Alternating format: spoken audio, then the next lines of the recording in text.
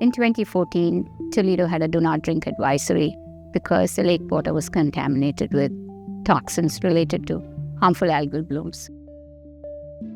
Harmful algal blooms are overgrowths of algae, often referred to as blue-green algae. The causative agent of these harmful algal blooms are what's called cyanobacteria. The reason why we are concerned is when the conditions are right, these harmful algal blooms can release toxins that can be very harmful to both humans and animals. Now, these toxins can cause a huge amount of mischief. What's important to know is that these toxins can impact almost every single organ system in the human body. We know they have a lot of short-term consequences, and depending on how much exposure you get, Microcystin is especially problematic. they can be serious, even fatal. One of the common themes that we see, microcystin keeps the cellular machinery in our body from turning off. It has the ability to bind and holds things in the on position. In terms of the organ damage that results after exposure to harmful algal bloom toxins, inflammation and oxidative stress. We know they're not a good thing. We just don't know how bad they are. At this time, the understanding is very rudimentary, under-recognized, and hence under-reported. What happens to people that are chronically exposed? We do know that these toxins can hurt people. There are certain comorbid conditions that could exacerbate this disease process. If you have a pre-existing disease condition, Hence, it's important to get a good history.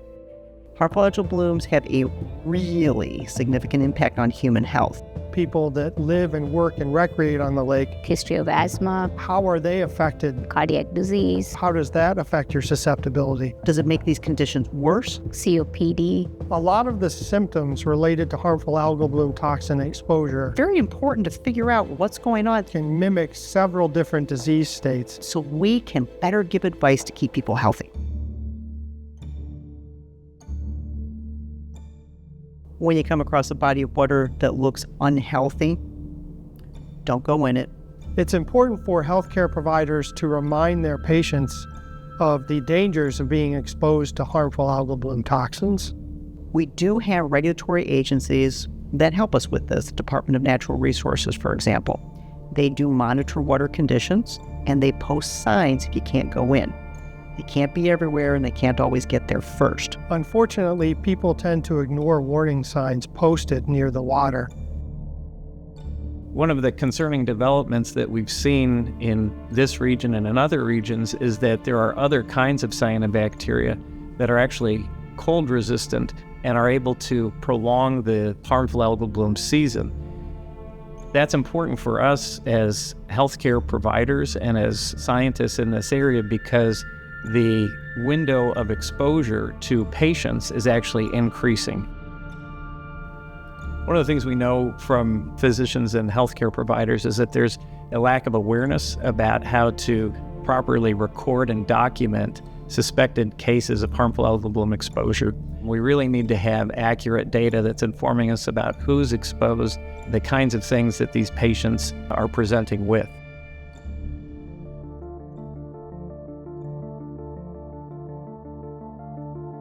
These are the three takeaways. Number one, increase awareness to harmful algal blooms and toxins related to that causing diseases in humans. Number two, to assess every patient who's had exposures while you're ruling out all the common conditions like bacterial and viral infections for harmful algal blooms and toxins. Children tend to be more vulnerable to toxins in the environment. Lastly, we at the University of Toledo have extensive experience in research and caring for patients who have been exposed to toxins related to harmful algal blooms and would be happy to serve as a resource for all healthcare providers.